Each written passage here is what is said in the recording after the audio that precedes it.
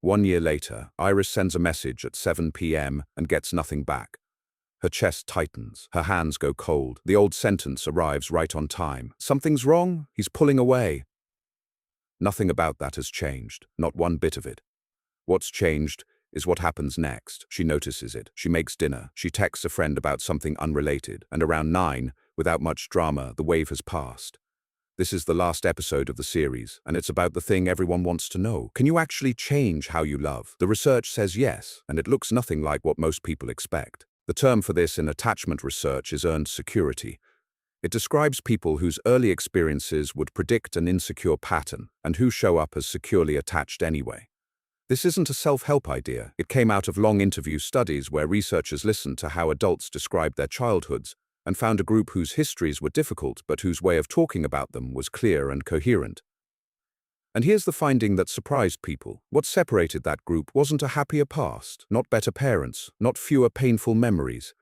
It was the story, whether they had made sense of what happened to them. Before the how, we need to clear away the fantasy, because the fantasy is what makes people quit.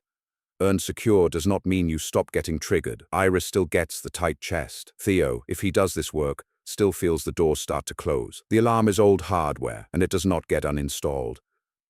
It also doesn't mean you become endlessly patient with anything anyone does. Secure people are often quicker to leave bad situations, not slower.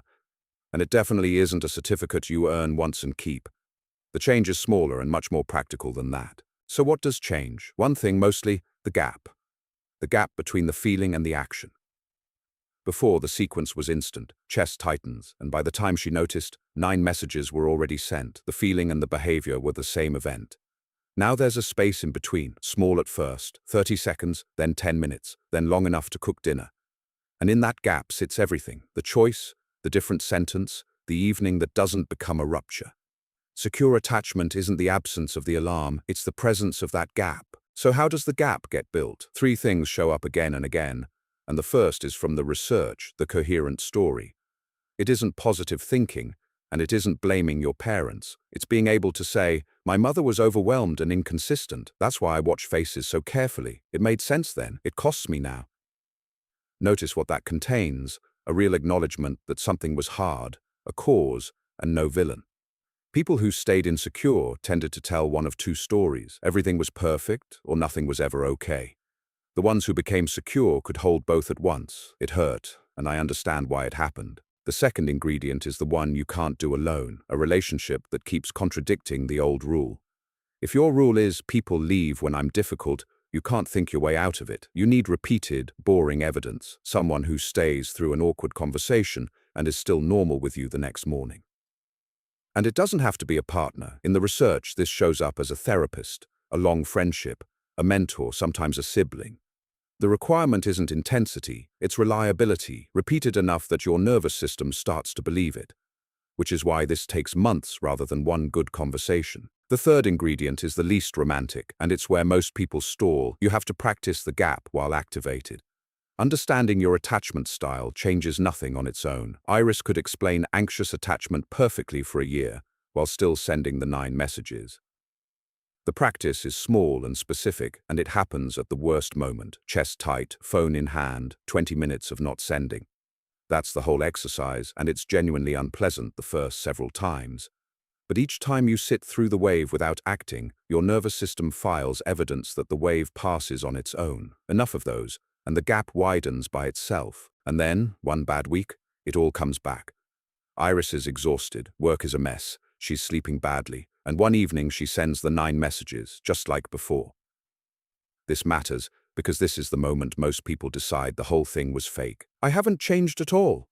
But attachment patterns are state-dependent. Under stress, exhaustion, or illness, the old strategy comes back online. That's expected, and it's in the research. The difference isn't that secure people never relapse, it's that they recover faster, and they don't take the relapse as proof of who they are. And Theo, they didn't stay together. Not because either of them was broken, and not because one of them was the villain. They ran out of the thing that makes this work, 2 people doing it at the same time. But something did change. When they ended it, Iris didn't spend 6 months deciding what was wrong with her. She was sad, and she was clear. Those 2 can happen at once. That's what the work actually buys you, not a guaranteed relationship. A version of yourself that can lose one without losing the whole story about who you are. 2 honest things before we close. First, for a lot of people, this work happens with professional help, and that isn't a failure of willpower. A good therapist is often the most reliable version of ingredient 2, someone whose steadiness you can test repeatedly without damaging the relationship. Second, it's slow, not one insight, not one video, not one weekend, months, with plateaus and bad weeks in between. But the direction is what matters, and the research is genuinely encouraging on this point. Attachment patterns move. People do become secure, starting from histories that predicted otherwise. So here's the last takeaway of the series. You're not going to delete your pattern. The alarm stays. What you're building is the gap between the alarm and your hands.